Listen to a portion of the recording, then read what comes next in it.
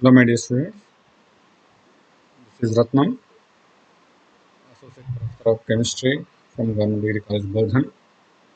Today, my topic is alkenes. This is uh, we are covering first year BSc Organic Chemistry part, semester one.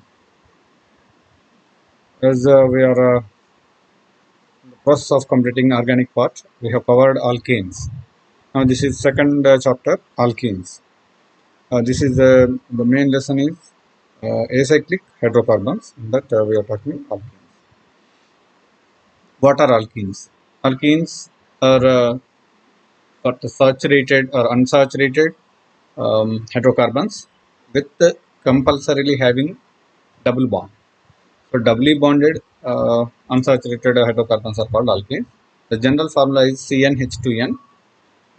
With this formula, we can see there are number of alkenes which we can write. The minimum two carbons is required for alkene because we need to write a double bond between carbon and carbon. That is the reason why the first component of alkenes is in the series we get alkene, that is ethylene or ethene. Ethene is a UPSC name. The common name is ethylene. This ethylene, propene, you can see the structures of propene. Whatever the number of carbons, it is essential to have one double bond. So all alkenes have at least one carbon, two carbon double bond. Then only we can say that it is alkene, and these are no doubt unsaturated. Here we can compare alkanes. In alkanes, all are single bonds. So carbon-carbon single bonds are there. Therefore, it is called saturated hydrocarbon. But here it is unsaturated hydrocarbon. Now, let us take the preparation methods of alkenes. The first method, as per our syllabus, is dehydration of alcohols. First of all, here the reactants are alcohols, and from alcohols we want to remove H2O. Dehydration means removal of water. Hydration is H2O. So removal of water is the main process in this reaction. For that we need any dehydrating agent, any reagent which can remove water molecule. Then what happens? You see here, if you remove H2O, that is hydrogen from one carbon and hydroxide from other carbon, then after removal of H2O, a double bond is formed between two carbons. Hence, we get alkene. So the reagent required here is some catalyst which can remove water. So the best reagents are concentrated H2SO4, one of the dehydrating reagent, and S3PO4, phosphoric acid. It is also a very good dehydrating agent. It can remove water molecules so that alkenes are formed. It involves even mechanism, that is elimination one mechanism, and sometimes rearrangements are also possible in dehydration of alcohols, because during this process first OH is removed so that it will get positive cation, that is carbonium ion is formed as an intermediate. Due to the formation of intermediate, we can expect rearrangement of a carbocation. The position of carbocation can change, or any group can shift to C plus, so that a rearranged products are also possible in this dehydration process. Uh, this reaction obeys Jet's rule, which is nothing but we will come across Jet's rule very shortly. That it indicates where a double bond is supposed to come, or we can expect double bond in which location. Let us take the mechanism of dehydration here. As we are clearly seeing that we are using alcohol here. This is alcohol. You see this OH group and H, and we are using reagent as H2SO4, sulfuric acid. Sulfuric acid is a very strong acid, so protons are generated. When a proton is generated, that proton attaches to OH group, so OH becomes H2O with positive charge. And once it becomes H2O, then by removal along with this electron pair, this H2O is removed. Then automatically this carbon becomes carbonium ion. So here an intermediate carbocation is formed. So due to the protonation from reagent, H2O is removed. and after elimination of water molecule, a carbonium ion is formed. So once carbonium ion is formed, then the eliminated H2O again what attracts proton from the neighboring carbon, so that this electron pair is shifted between two carbons. Thus we get alkene as the product. That is our main product. So the total process, the total mechanism involves two steps in uh, altogether. The first step, protonation of OH group in the alcohol, then removal of H2O. Once H2O is removed, we get an intermediate called carbonium ion, carbocation, whatever it may be. So once a carbocation is formed, then the proton, the neighboring alpha carbon hydrogen is removed with again involvement of HSO4 minus, that is the remaining base from HSO4 minus here. It removes H plus ion, so that the electron pi bond, the electron pair is converted into pi bond between two carbons. This is how it works, and we expect alkenes formation. You see here good number of examples. A N-butyl alcohol. If you take N-butyl alcohol, then naturally what happens? We generally expect the product to form here. That is between first and two. That is 1,2 position alkene we expected. It is butene 1. But you see the major product is butene 2. That is the compound is converted, the double bond has been shifted to 2, 3 carbons. Why this is? The reason is after removal of OH group, that is protonation and removal of H2O, we expect carbonium ion, that is primary carbocation, is formed at first carbon. But it is unstable, therefore it immediately shifts to second carbon, that is which is secondary in nature. Therefore carbonium ion is formed, secondary carbocation is formed, which is more stable intermediate, and due to that formation, what we expect here is a double bond is expected or identified between second and third carbon. That is the reason why the major product is 2-butene, not 1-butene. Similarly, look at this secondary butyl alcohol here. Here also we are using sulfuric acid as the reagent. Again, the loss of protonation. Once protonation is completed, H2 molecule is removed. But here, since we are expecting direct secondary carbocation, therefore no specific rearrangement is possible. We expect the same product as this, as such.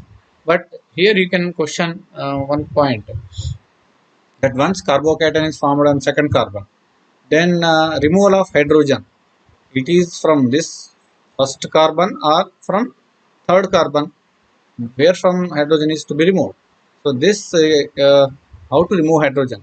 So this is explained based on Jet's rule, which is nothing but alkenes are always formed. The major product is more substituted alkene is the major product.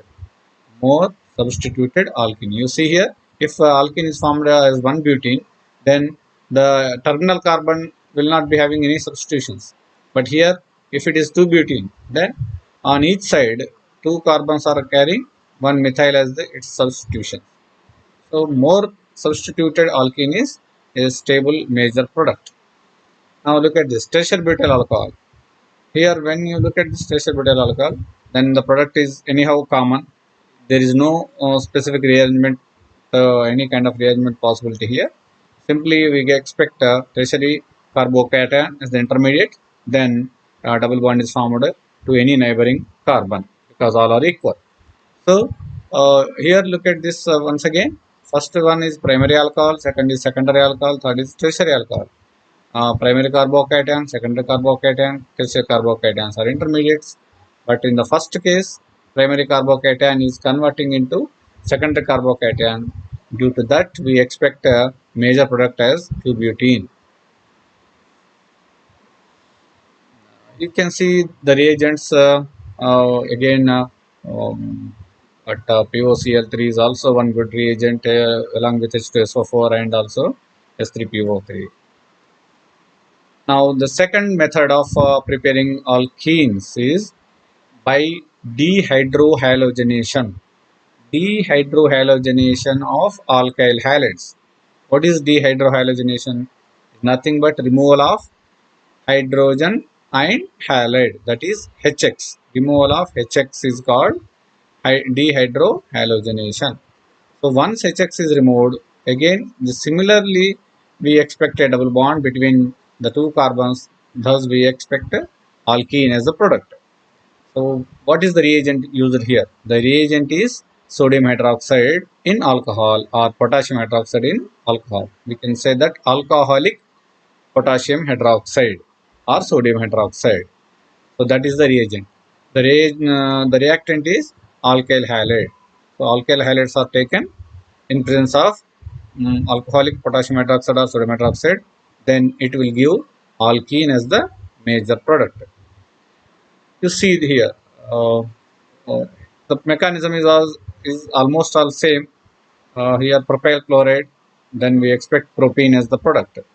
Mechanism again is similar to the way how it works. Dehydrohalogenation by E2 mechanism. We can explain this because um, the loss of halide and the loss of proton on both sides takes simultaneously. Then sometimes it goes through E1 mechanism, sometimes it goes through E2 mechanism. If it is E2 mechanism, then both the processes, that is removal of X minus and removal of H plus, both take place simultaneously. No intermediate products are formed, no rearrangement is possible if it is going through E2 mechanism. If the process is following E1 mechanism, then we can expect a carbocation in the middle of the reaction, that is as an intermediate. After that, then we can expect some rearrangements or any kind of changes once intermediate is formed. This is what the mechanism is, dehydrohalogenation. You see here, again same E2 mechanism. A base is used. Already we know that alkylic potassium hydroxide is used as base. This attracts proton and this electron pair is converted as pi bond between two carbons. Once a pi bond is formed, this halide is removed along with this electron pair as X minus. X minus is removed and double bond is formed as alkene. What is J-Steph rule? Just now we were discussing that always during the formation of alkenes, the major product is the more substituted alkene is the major product when we have different possibilities of alkene formation. You see the example here. OH is on this group here at this carbon. OH is there. So after protonation and removal of water molecule, the carbonium ion is formed. It is 1, 2, 3. It is tertiary carbocation. Now the question is where from the proton is removed, whether from this carbon or from this carbon or from this carbon. That is, two primary carbons are there, methyl groups, and another secondary carbon is there. And if you remove from this, then double bond is formed like this. But if you remove proton from here, then double bond is formed here. So already we know the rule tells that more substituted double bond or alkene is more stable. Therefore this is the major product with the double bond between second and third carbon, but not between 1 and 2. 1 and 2 double bond is less stable because this terminal carbon is not having any substitution. Therefore, we can understand the rule, J-Steph rule tells that more substituted alkenes are always major products. You can see here very clearly. Here, this is the chlorine dehydrohalogenation by using alcoholic OH. Once chloride is removed from here, no problem. But whether double bond comes on this side or on this side, that is between 1, 2 or 2, 3. Then we can see clearly see that 2, 3, that is 2 butene is the major product according to the rule, and 1 butene is the minor product. Similarly here also this bromine is here, and it can form a double bond here or it can form a double bond here. Then the double bond formation here is major product, and the double bond and the towards terminal carbon is the minor product. this is how we can understand the rule, gates of rule. It is very simple and easy to understand. Another method of preparing alkenes is dehalogenation of vicinal dihalides. Dehalogenation means removal of halogen. That is here X and X. Both halogens are removed. That is F2R, Br2R, Cl2R, I2. So only halogen is removed. Both are halogen atoms. And where from they are removed? From vicinal dihalides. It is necessary to have two halogens, therefore it is a dihalide. But vicinal dihalide means if both if two halogens are present on adjacent carbons, then we call that as vicinal dihalide. So you see here, this is vicinal dihalide. That is, two bromine atoms are present on the adjacent carbons. That is alpha position. So adjacent carbons. Therefore, removal of two bromine atoms will lead to the formation of alkene. What is the reagent used to remove only halogen? It's not a dehydrohalogen, it is dehalogenation, because there is a possibility of dehydrohalogenation also from this molecule. Even if you change the reagent, there is a possibility of dehydrohalogenation. So if you want to remove only halogen, then the reagent here is zinc in ethanol. So zinc dust in ethanol is the very important reagent which is used for dehalogenation only. If you want to remove dehydrohalogenation from the same reactant, then we have to use alcoholic KOH.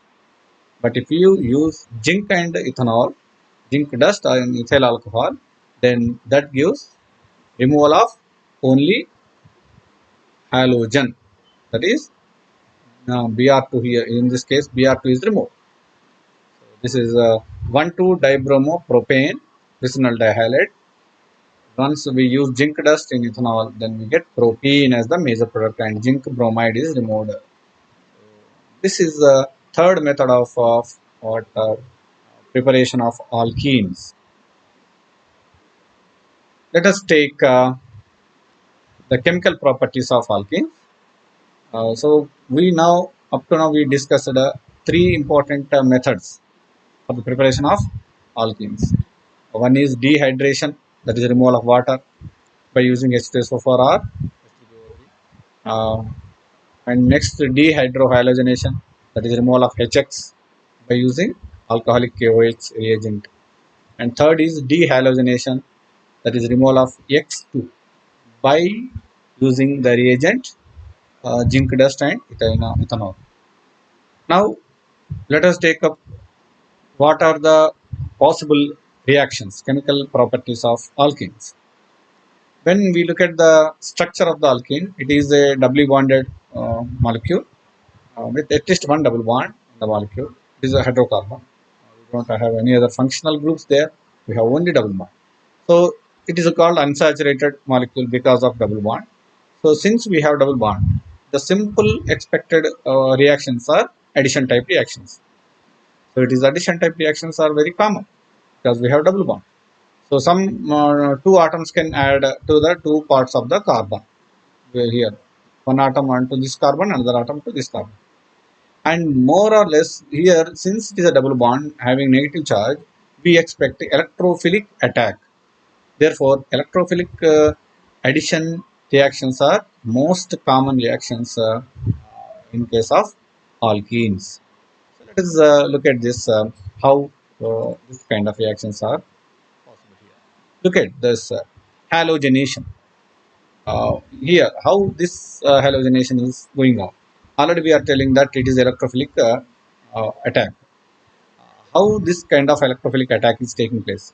Halogenation takes place by anti-model. Anti-model means one halogen is attached to the double bond from one side. Then the second halogen attacks are attached opposite to the previous halogen. You see here the product. You see this product. One X is on the upper side and another X is on the bottom side. So this is quite opposite to each other. It is called anti-addition. We have two possibilities. This two X groups are, we can have syn type addition, that is they can be on both same side or they can be in opposite sides. If they are in opposite sides, it is called anti addition. So here it is anti addition. How the mechanism is: first step involves double bond, but extending its pi electrons to X, because X cannot come as X plus, because if suppose it is bromine, then Br plus is unstable. Br minus is possible, but Br plus is unstable. So if two bromine atoms are there like this, then Br plus is generated by loss of Br minus. A Br plus is immediately attacked here. Therefore, a Br is attached to both the carbons. It is halonium ion. It is halonium ion, which is intermediate here. Halonium ion. And once halonium ion is formed, now the remaining X minus, that is whatever the leftover X minus or Br minus, whatever it is, this attacks from bottom side, that is opposite to this ring. This is the ring, and the second halide is attached to the carbon from opposite side. So this is called anti uh, attachment or addition. Thus we expect the product like this. So this is the one side and another halide is on the other side. This is anti-addition of halogen to alkene. Now addition of HX. This is uh, just now we have added X2. We have added only bromine or only chlorine or only iodine.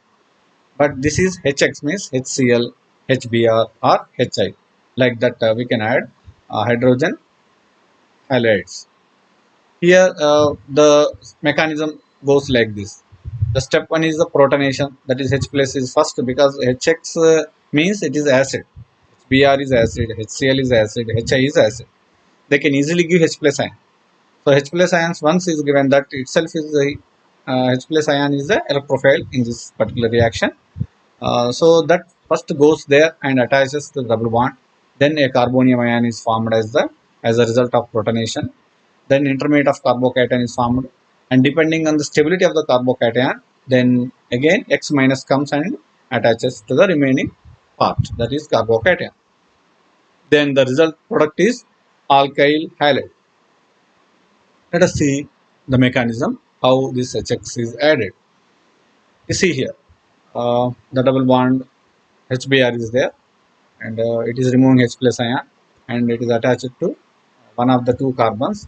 Then one carbon is getting as positive charge because double bond is removed. Therefore, it is carbonium ion. So the remaining Br minus, whatever leftover Br minus, now comes and attaches to carbonium ion, and this is a syn type. That is the both H and Br, H plus and Br minus are attached to the alkene double bond from the same side. This is an interesting feature. And now let us take up some important concepts when we observe same addition. Here it is called specific rule, Markovnikov's rule. Markovnikov is the scientist who studied the addition of HX to alkene. Then how the product is expected. So very simple, we can understand. If you look at back, what is intermediate here?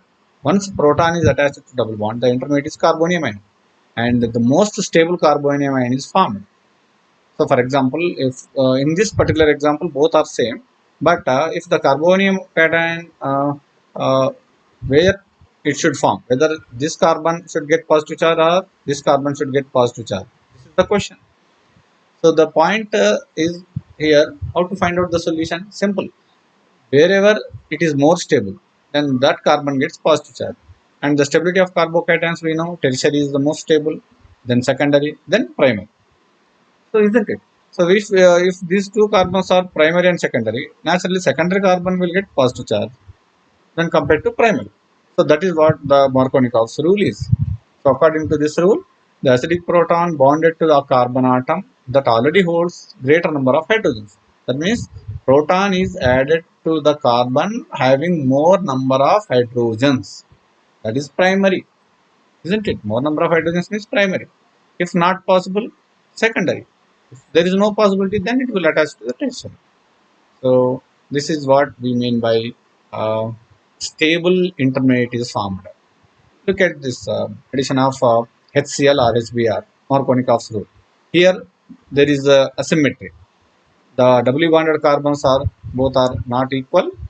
This is secondary type. 1, 2, 3 means we expect here tertiary type carbonium ion.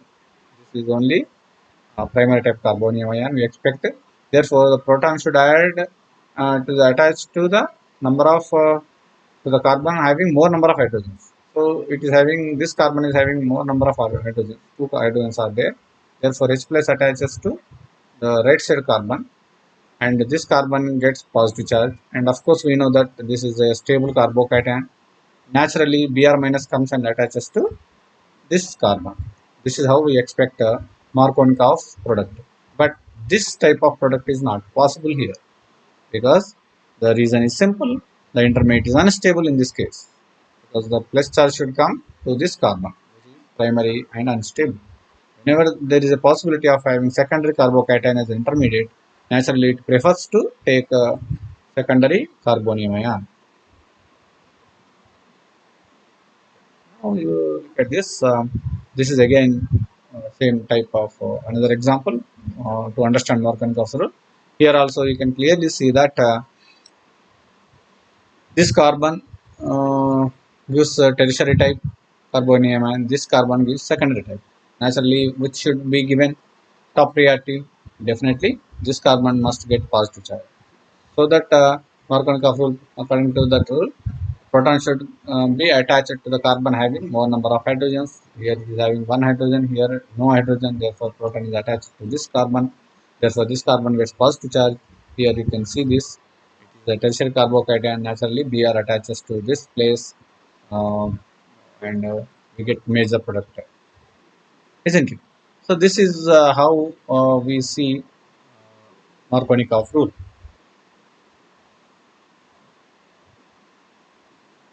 And against to Markovnikov rule, we see that anti-Markovnikov's rule. Is it possible to change the positions? Yes, it is possible.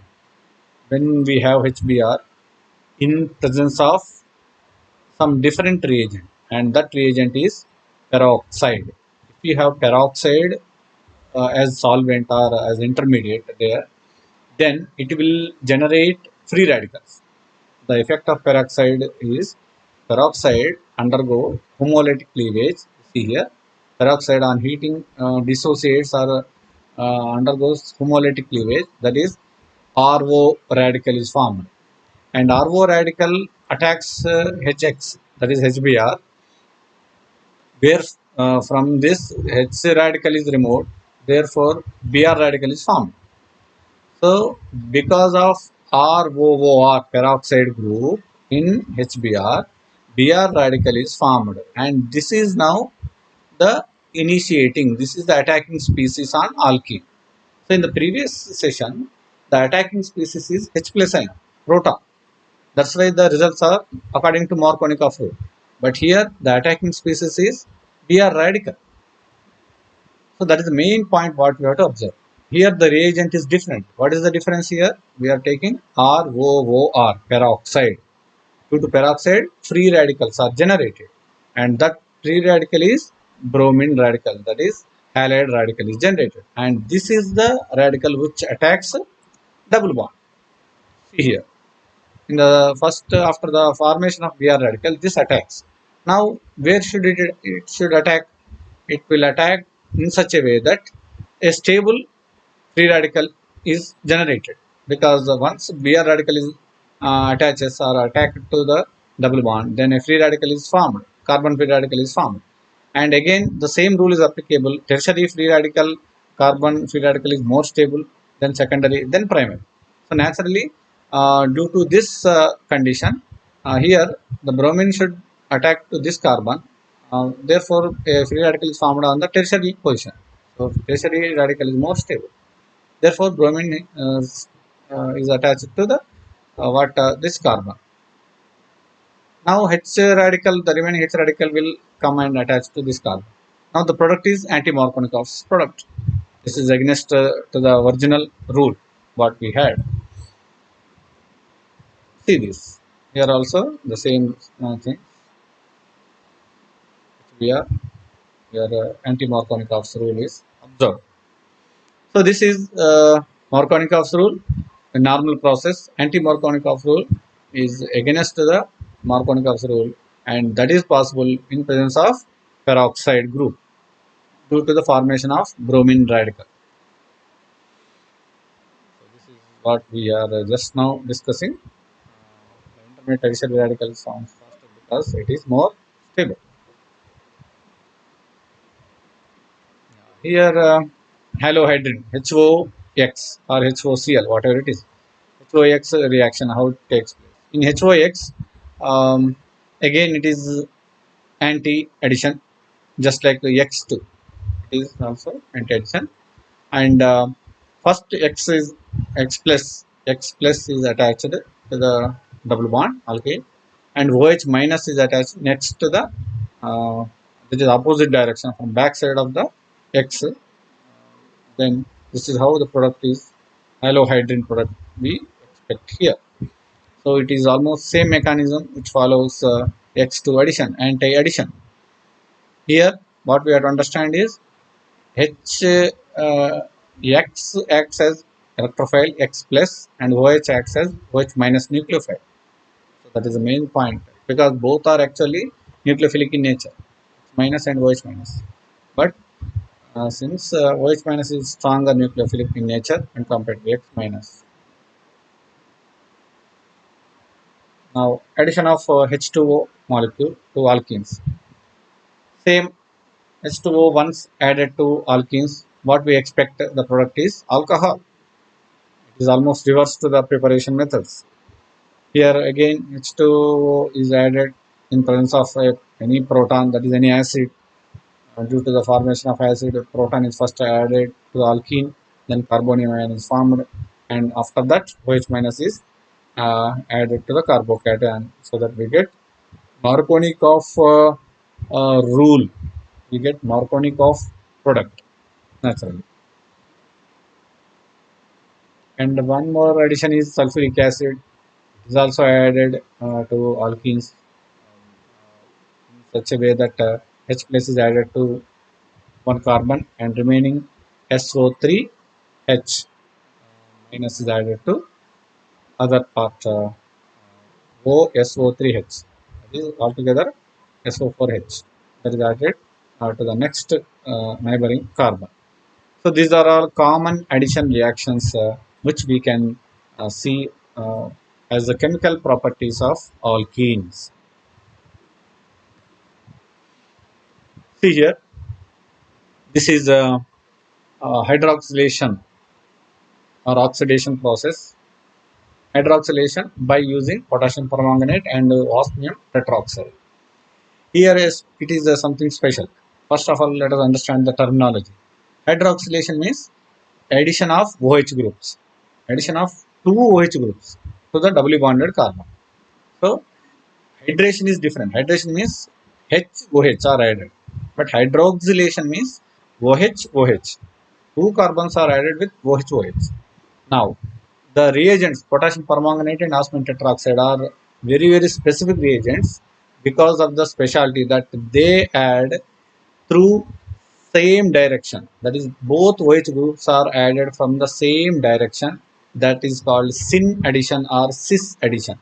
The OH groups, the end product you see here, the left side is the alkene, but you see the right side product, it is a glycol. That is, if both OH groups are present, it is called glycol. Now the OH groups are present on the same side. They are not on opposite side. They are on the same side. So this kind of addition is called cis addition. So the main important point what we have to observe is hydroxylation means addition of two OH groups, and specifically potassium permanganate, osmium tetroxide when we are using as reagents, then a cis type addition is expected here. You can look at the mechanism very clearly that manganese that is MnO4 minus is attached to the double bond and a complex is formed After that, manganese dioxide is removed, and these two oxygens remain as OH groups. So manganese tetroxide is removed from this place. And similarly, osmium tetroxide also here, it is attached only from one side, a complex is formed, and this also, after leaving two oxygens there itself, it is removed. Osmium dioxide is removed, and this leads to the formation of hydroxylation. So this mechanism we can note down, and we can understand why cis type addition is possible because of the complex formation only from one side, and the metal manganese and osmium attached from one side. Therefore, it gives hydroxylation cis type addition. And contrary to this, that is, let us examine if is it possible to have anti-hydroxylation. Yes, anti-hydroxylation is also possible. That is, OH groups can add one from one side, other from other side. This is called anti-hydroxylation. Then for this, what is the reagent? This is peroxide, peroxy, peroxy acid. Peroxy acids are reagents here. That is COOOH. CO, C double bond O, OOH. Generally, acid is COOH, but is peroxy acid means COOH. So that is the difference here. So peroxy acid gives first, this peroxy acid forms epoxide. That is, peroxy acid liberates oxygen, and oxygen is taken away by double bond, and it is removed as carboxylic acid. Now the remaining is part is intermediate is epoxide. So once epoxide is formed, it is a what cyclic intermediate, and the only option H2O can come and attack this carbons only from opposite direction, but from the same side it is not possible. That's why it should come from opposite direction.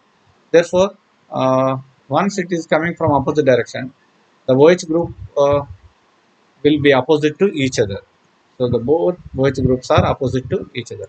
So this in reagent, that is peroxy acid, gives an intermediate called epoxide. So due to the formation of epoxide, anti-addition is taking place, and we expect anti-hydroxylation. See this butene and 2,3-butyl-diol is formed, which is anti to each other. See this cyclohexene in presence of what peroxyformic acid, peroxyformic acid, we get epoxide first, and after that anti diol is formed. Now this is another reaction, ozonolysis of alkenes. What are the products we expect in on ozonolysis? Ozonolysis is the process in which ozone is first added to the double bond alkene, and O3, ozone formula is O3, and once it is added, it will first form mol ozonide. After that, it rearranges itself to form ozonide. First, it is three oxygens are attached on one side only, but after that, one oxygen shifts to the other side and two oxygens remain on the opposite side. So, ozonide is the intermediate, which is a stable intermediate, and this undergo dissociation to give uh, CO and CO. Here, what we have to understand, wherever the double bond is present, the two carbons are converted into C double bond O, C double bond O. So this is a simple understanding the product. So wherever the double bond is present, we expect the end products are carbonyls, that it may be aldehyde or ketone. You look at the here the compound. This is CS3CH2, CS3 double bond CS. So one double bonded carbon is having one methyl group, and other carbon is having methyl and ethyl. Therefore, what we expect here, it is CS3CH2 C double bond O CS3, that is butanol on one side, and the other side it is CS3CHO, that is acetaldehyde the other side. So this is how simply we can understand the ozonolysis process, and the intermediate during this reaction is ozonide. Ozonide is the intermediate, and carbonyls are the end products. One more important reaction is hydroboration. This is again addition of H2O. We are adding H2O, that is H on one side and OH on other side. But two important specialties for this reaction. That is, it is a syn type of addition reaction. That is, H and OH are adding from only one side, and another is the end product is anti-Markovnikov's product. It is not according to Markovnikov's. The reason is simple. Here, the reagent is very, very important. It is the reagent which makes anti-Markovnikov product. Because of the boron, that is, we use here a boron hydride, BH3, with hydrogen peroxide and sodium hydroxide. So these are the three reagents we are using for this hydroboration process. BH3, H2O2, sodium hydroxide. So once you use this, the intermediate complex is formed. After that, the hydrolysis takes place and the boron is removed. Then we expect the OH group onto that side towards where boron is attached. Boron always attaches to the least protected side, not onto the center side. So here it is boron attaches to the primary carbon, not here. So wherever boron is added, the particular carbon gets OH group. Here also, this carbon is more crowded, therefore boron attaches to this particular carbon, therefore OH comes onto this carbon. And the remaining hydrogen comes from the same side because a complex is formed with boron, therefore it is a syn type addition, and but the product is anti-Markovnikov product. Now another important reaction to understand here is Diels-Alder reaction. Now we are entering into the other part of this lesson, the last part of alkenes. We are now discussing dienes. What are dienes? Double bonds are two here. We are having a molecule with two double bonds, and that too in conjugation. Conjugation means alternating double bonds. You see this is 1,3-butadiene. You see this molecule 1, 2, 3, 4. At one position double bond is there, at third position double bond is there. So altogether it is 1, 2, 3, 4 means 1,3-butadiene because it is butene, but two double bonds are there, that's why it is diene, and the positions are at 1 and 3. So 1,3-butadiene. And 1,3-butadiene, one important reaction of dienes is to form Diels-Alder reaction. What is the specialty of Diels-Alder reaction? In Diels-Alder reaction, the important points what you have to remember is it should have one diene and one dienophile. Dienophile means one double bond. One side we should have two double bonds, and the other side we should have one double bond. And it is a concerted reaction. Concerted reaction means all the reaction process, the arrangement of electrons or movement of electrons take place in a single at once. Means no intermediate is formed. That is the meaning of concerted. So the reaction is concerted, no intermediate is formed. So look at this example, 1,3-butadiene and alkene. Alkene is dienophile, it is diene. So this is how the rearrangement is taking place.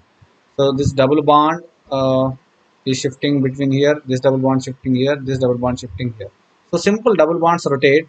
Therefore, how we get this? A new bond is formed between one carbon and alkene and fourth carbon and alkene, and this alkene double bond is vanished. Okay. And a double bond has newly has appeared between 2 and 3. So 2, 3 carbons are getting double bond here.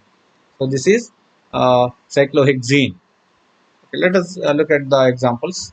Here R are from alkene, this is diene, this is dienophile, and dienophile will lose its double bond character, and both are the positions of substituents will not change at all, because already we told that it is a concerted. It will not allow even to change the flip.